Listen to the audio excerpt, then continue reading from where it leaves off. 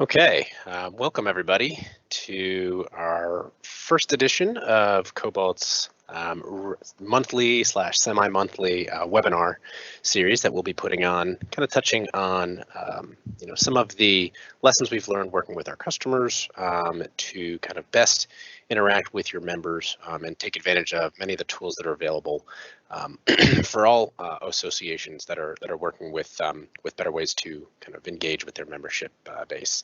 So today's topic is going to be staying relevant during difficult times, engaging at-risk members.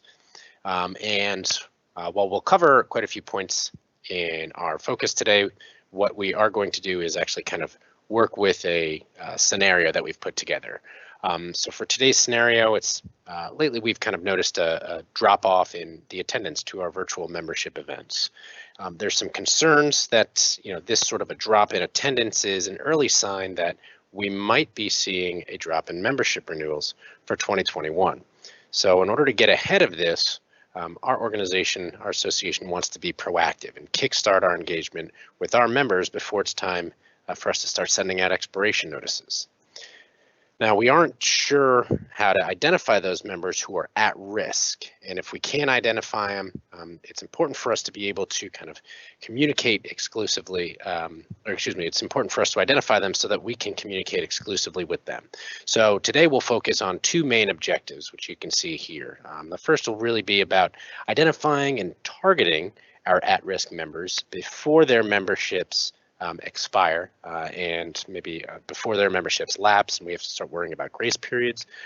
The second focus that we'll have is on the segmentation of and communication with those at-risk members, including the tools that are available for us for communicating with them. So why don't we hop into our demo environment and kind of walk through the objectives and the scenarios that we have pieced together for our presentation today. Okay, so our first objective in our presentation today is how we are going to identify at-risk members. Now, the first step that we are going to need to take for today's webinar is to define what makes a member an at-risk member. So in this presentation, we've put together a combination of two different data points: our member's current place along the membership lifecycle and that member's engagement score. Now, I'm going to point out here that while these two data points are put together for today's presentation, they're not gospel by any means. Every association is unique, as is their member experiences. The goal here is to identify the data that we have at our disposal to help us to reach our strategic goals. Every interaction that we have with our members, whether it's online, in person, or over the course of their membership, that's an opportunity for us to learn more about them. So there's really no limit to how creative we can be with the ways in which we measure our membership's engagement. So for our first data point of today, we'll take a look at the membership lifecycle. Now, associations know best kind of what the various stages and milestones there are for their members' experience with the organization. So we'll take a look at kind of how we set this one up here. So the way we've set it up for this environment is that whenever a contact record or a profile is created in the system, either by staff member or the member themselves goes and creates a portal profile, or even just downloads some white paper, a white paper off of our website, the membership lifecycle flow will automatically begin and assign itself to this particular record. Now, the first stage is the awareness stage. We're learning about the potential member and we're welcoming them into our universe. And in this stage that we see, we can see that there are really three things that occur in this initial stage. The first is we start to identify the areas of interest for the member, for the prospective member rather, and this can come from him downloading content from our site, just filling out survey responses. Really, every interaction allows us to kind of figure out what it is that he's interested in. The second stage that we've set up for this one is to facilitate an introduction with a local chapter leader. And the exit milestone that needs to occur is for Doug here to register to attend a local meeting. The second stage that we have set up, and once those 3 steps are complete, this record will move to it automatically, is called the recruitment stage. This is where we start to take action to encourage the potential member to apply for membership. Now we can use some of the marketing tools that are focused on the prospective member's stated interests that we were capturing during the awareness stage. We also can include things like trial memberships or offers for limited access to members only content, invitation to webinars or promotional discounts, really anything that we can do to encourage more engagement with our organization with the ultimate goal of getting Doug to fill out a new member application. So let's assume that we've conveyed our value well and Doug ends up applying for membership. Well, the instant that application is approved, the record is automatically going to move to the next stage, which is engagement. Now, in order for things to start off on the right foot, what we want to do is automate those new member onboarding tasks to ensure kind of the best possible experience coming out of the gate. So as you can see, we've got kind of your pretty standard run-of-the-mill initial onboarding tasks. We can set up a new member call with the membership director, have a membership packet assigned and a mailing label automatically generated based upon the address that Doug provided in his application. Have a new member orientation invitation and then check-ins, whether they be a call at 30 days, an onboarding survey sent out at day 60, or an invitation to volunteer at day 90. And once those orientation tasks are completed, that member is going to move into the renewal stage. Now they'll stay there until they expire or renew. And the quick turnaround that we're seeing here is going to allow our staff to not have to worry about those onboarding tasks. Basically, they will just be generated and assigned as soon as that application is approved. And so we can just really have our staff focus on the areas that that will give them a better shot at kind of increasing our membership. So setting up a life cycle like this is a great way to ensure that all of your members are going to receive the same top of line experience. And it's helpful on multiple fronts. Now we set it up for a couple of different reasons. One, we want to streamline those processes and automate the arduous tasks so we can ensure that each member is receiving the same high level of service and that our staff are following a standardized set of procedures. Another one to focus on is the transparency amongst the organization. So any staff member who has access to that record can see the current state of the membership, both at an individual level or for trade associations for the organization. And then from an organization standpoint, it's great for our staff to always be able to know, where each member is, what the next steps will be in order to get a better idea of what their member experience is like at that moment. In closing, by segmenting the membership like this, we can better focus our efforts on the things that matter most and not have to worry too much about those kind of mundane tasks. So the second data point that we're going to use for today's webinar is to look at an engagement score. Now this is a simple scoring system where each activity is worth a certain number of points. It's pretty common amongst all modern AMS platforms. But just to kind of explain for anyone who is unfamiliar, so we've got a activity score assigned to each different type of activity here. So in that pie chart that you're looking at, you can kind of see that we've got different types, whether that be attending a class to earn 5 points or 10 points assigned to any annual conference registration or attendance. Participating in an online forum or community might be worth 5 points for responses, 10 points for starting new threads.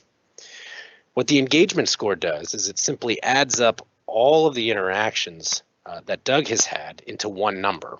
And looking at our historical data, we can use that one number to kind of measure and estimate the likelihood for Doug's renewal as well. So for this presentation today, we've determined that any engagement score below 30 is cause for concern. So Doug is just about not quite where we want him to be. So moving ahead, what we're able to do is combine the two data points that we've taken a look at to create a framework for members that we can consider at risk. So now that we know which clues to look for, we can start to uncover the members least likely to renew and focus on retaining them. So there's no shortage of tools that are available to help associations with their campaign management. Now, the one that we're taking a look at right now was set up using Click Dimensions, which is built on top of Microsoft Dynamics 365, just like Cobalt's AMS. The first step that we have to take is defining our audience. Who is it that we are trying to target with these communications? So let's say that we want to reach early at-risk members, so try to get them in the early stages before they really become a risk for not renewing. And we want to get them more engaged and involved with our community events well before we have to worry about them letting their membership lapse. So we've set up a workflow that's showing here, which will automatically add at-risk members to a marketing list. Once a member gets added to that marketing list, they're going to be added to an automated campaign without any staff intervention. And we've set that up just to kind of show you how it works. So the workflow that we were seeing just a moment ago is going to add anybody who has been in the renewal stage for 9 months or so, and their engagement score is below 30 points.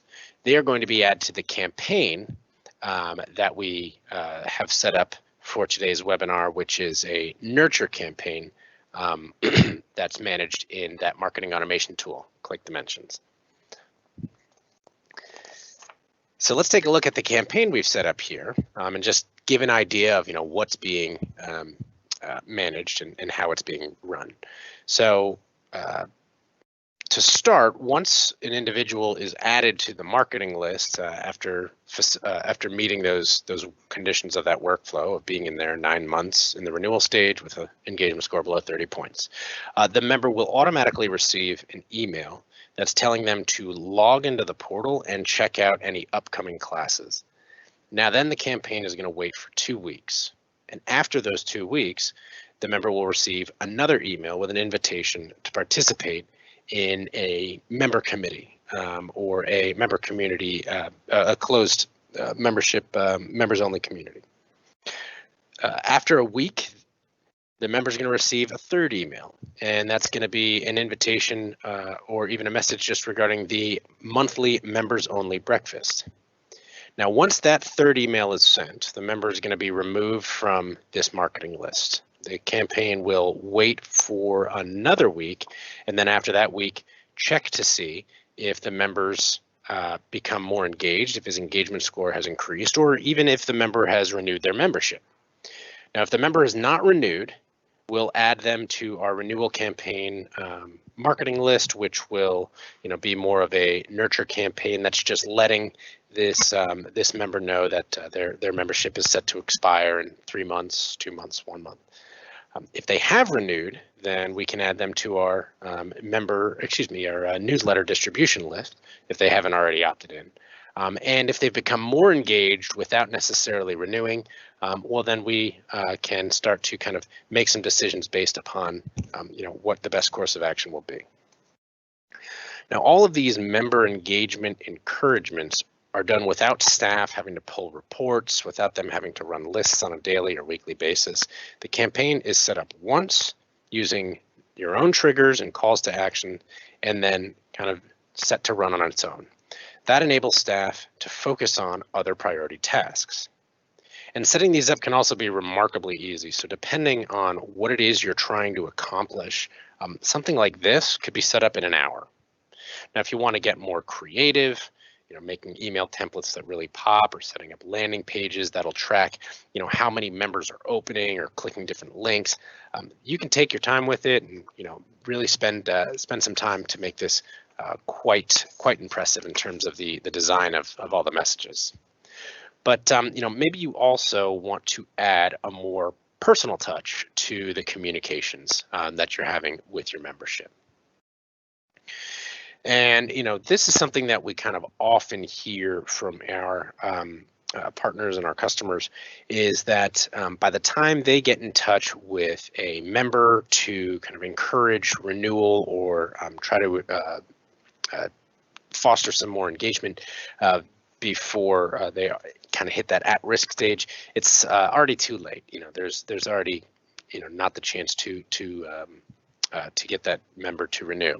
So using the same tools we were just looking at for automating those campaigns, we can also easily set up workflows that will generate tasks, pull out and populate pertinent details, and assign that personal task to a staff member so that they can get in touch with the member themselves.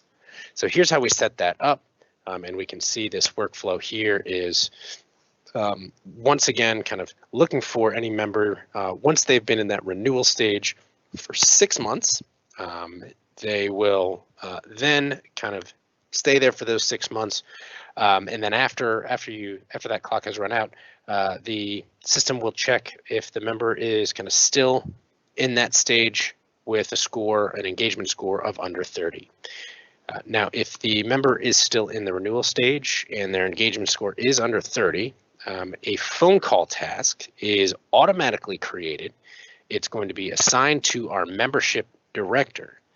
And when the director logs in to the system the next morning, those tasks are going to appear in a queue, just like this.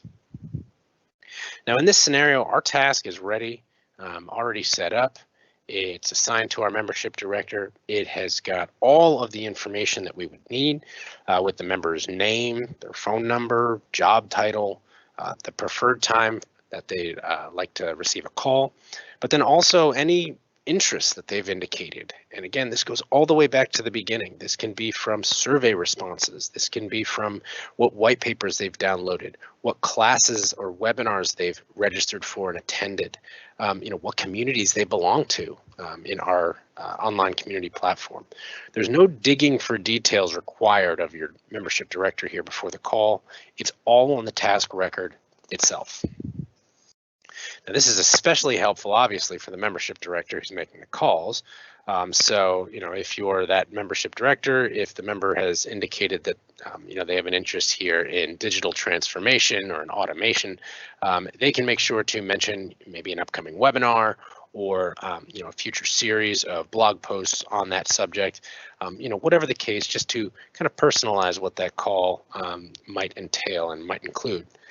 And once that phone call is marked as complete, it's no longer going to appear in the queue, and the membership director can just kind of hop on to the next call and easily kind of get through their queue for the day with those personalized calls.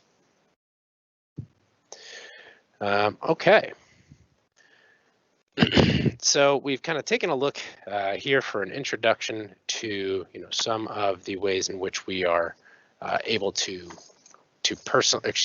stay relevant during those difficult times engaging at-risk members.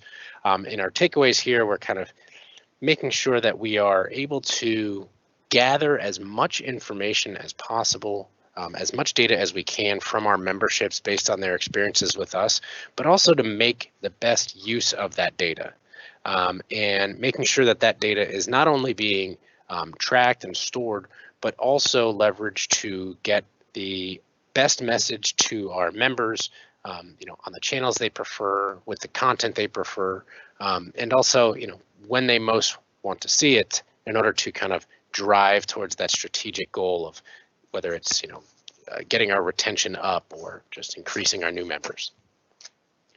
Now, if there are any questions that you might have regarding what we've covered here today, or how your organization might be able to kind of take advantage of some of the tools that are available to improve their business processes, please feel free to let us know. My contact information is right here on the screen.